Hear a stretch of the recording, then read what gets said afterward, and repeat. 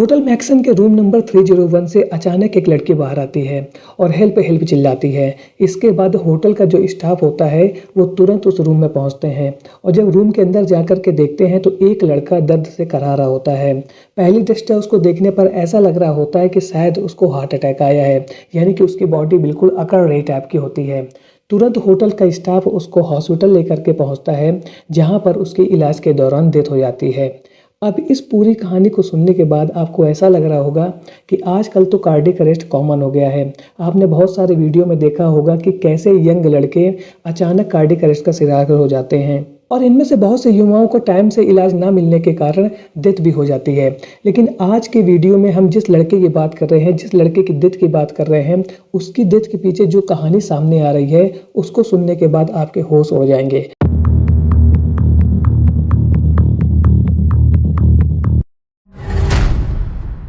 कहानी की शुरुआत होती है लखनऊ से। लखनऊ के रहने वाले हिमांशु एक प्राइवेट कंपनी में अधिकारी के पद पर तैनात हैं और वो समय समय पर बिजनेस ट्रिप पर जाते रहते हैं, यानी कि देश के दूसरे राज्यों में अपने बिजनेस को बढ़ाने के लिए कंपनी की तरफ से उनको भेजा जाता है और उसके लिए वो अक्सर जाया करते हैं। ऐसे ही एक बिजनेस ट्रिप के अंतर्गत वो मध्य प्रदेश के शहर ग्वालियर में पहुंचे थे और वहां पर उन्होंने होटल मैक्सन में एक रूम भी बुक किया था। हिमांशु जब ग्वालियर पहुंचते हैं तो वो अपनी महिला मित्र यानी कि गर्लफ्रेंड जो दिल्ली में रहती हैं उनको कॉल करते हैं और ये कहते हैं कि क्या वो उससे मिलने के लिए ग्वालियर में आ सकती है। तो उसकी जो महिला मित्र होती है वो तैयार हो जाती है और वो बोलती है कि हाँ, मैं 1-2 दिनों में आपके पास आ जाऊंगी। ऐसे ही एक दिन जब उसकी महिला मित्र को उसके पास आना होता है, यानी कि होटल रूम में आना होता है, तो उस शाम को हिमांशु होटल में ही शराब और दूसरे नशा करने वाले पदार्थों का यूज कर रहा था। जब उसकी फ्रेंड वहां पर पहुंचती है तो वो देखती है कि हिमांशु लगातार शराब और दूसरे पदार्थों को पी रहा है, जैसे सिगरेट वगैरह, और वो इसके बाद यह भी कहती है कि तुम बहुत ज्यादा शराब पी रहे हो, प्लीज इतनी शराब मत पियो। तो हिमांशु यह कहता है, अरे इससे कुछ नहीं होगा, थैंक यू, तुम मुझसे मिलने के लिए होटल में आ गई हो दिल्ली से, अच्छा हुआ तुमने मेरा इनविटेशन स्वीकार कर लिया। और ऐसा कहने के बाद वो अपनी गर्लफ्रेंड के साथ होटल में बैठ जाता है और लगातार शराब और दूसरे पदार्थों का सेवन करता रहता है। इसी बीच रात 11 बजे के आसपास हिमांशु और उसकी गर्लफ्रेंड रूम के अंदर चले जाते हैं और लगभग 1 घंटे रहने के बाद हिमांशु की तबीयत अचानक खराब हो जाती है। हिमांशु की तबीयत को खराब होते हुआ देख करके उसकी गर्लफ्रेंड पहले खुद मैनेज करने की कोशिश करती है, लेकिन जब वो मैनेज नहीं कर पाती है तो इमीडिएट वो रूम से बाहर आती है और होटल स्टाफ को वहां पर बुलाती है और इसके बाद हिमांशु को हॉस्पिटल लेके जाया जाता है, जहां पर इलाज के दौरान उसकी डेथ हो जाती है। हिमांशु की डेथ होने के बाद ये मामला पुलिस के पास पहुंचता है और पुलिस सबसे पहले मैक्सन होटल में पहुंचती है और इसके बाद वो उस रूम, यानी कि जो रूम नंबर 301 था, उसको इन्वेस्टिगेट करती है। तो वहां पर इन्वेस्टिगेशन करते समय पुलिस को जो मिलता है उसको सुन करके आप हैरत में पड़ जाएंगे।